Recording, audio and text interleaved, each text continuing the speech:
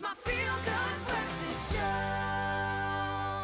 Welcome back to your Feel Good Breakfast Show. This is Expresso, only on SABC3. Thank you so much for tuning in on this Friday morning as we bring you into this weekend. Now, next up, a very healthy recipe, but using an ingredient that when it comes to thinking about using it, we kind of scratch our heads on how to use it. I'm talking about sardines, a very healthy ingredient. So Kelly, our dietitian, shows us exactly how to make a beautiful, healthy dish using this sardines.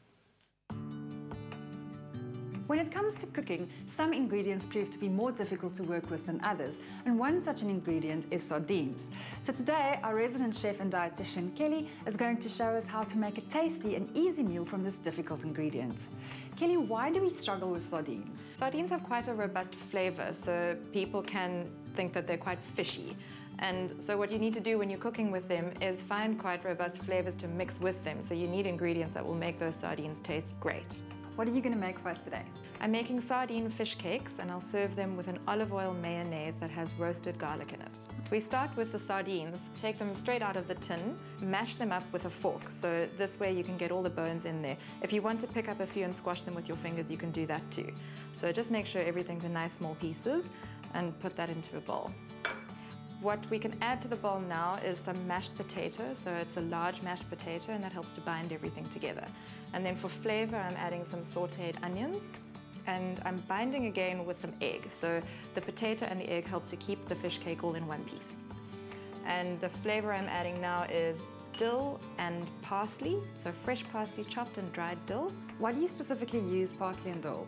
Dill and parsley are both lovely fresh herbs, and adding that freshness to the sardines really helps to counteract the fishiness of them. And some black pepper and salt.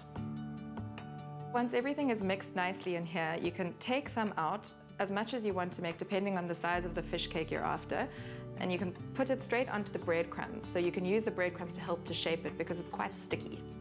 Once you've got a nicely shaped breadcrumb, you can put it onto an oiled baking tray. I've just put a little bit of olive oil onto the tray, and we're going to bake them instead of fry them.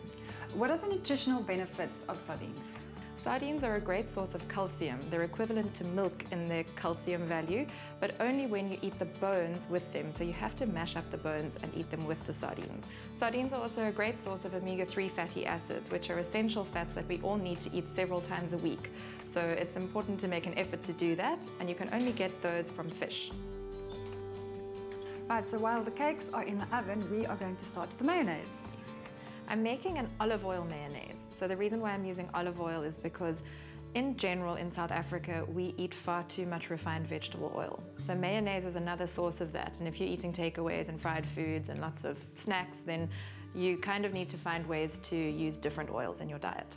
To make the mayonnaise, start by setting yourself up because you need both of your hands to be free. You need to pour and whisk at the same time. So a nice way to do that is to take a pot and put a damp cloth inside it like that so you can stabilize the bowl that you're using to make the mayo.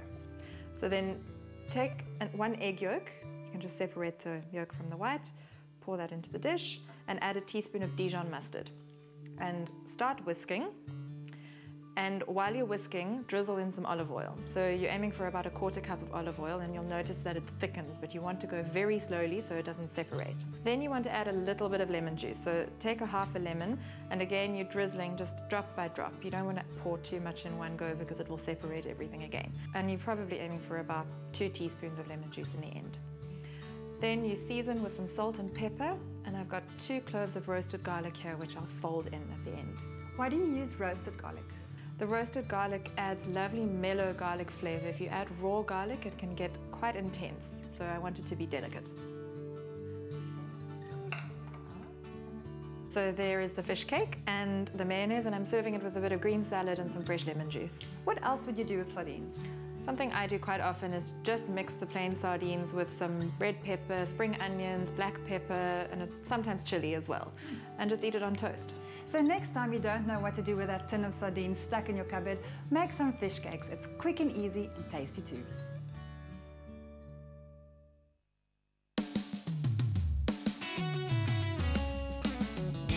On Doctor's Orders this week, we explore inconvenient conditions.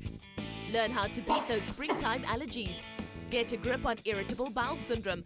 And we calm colic as well as ease the pain of arthritis. Convenient solutions await you on Doctor's Orders. Fridays at 3 p.m. on SABC3.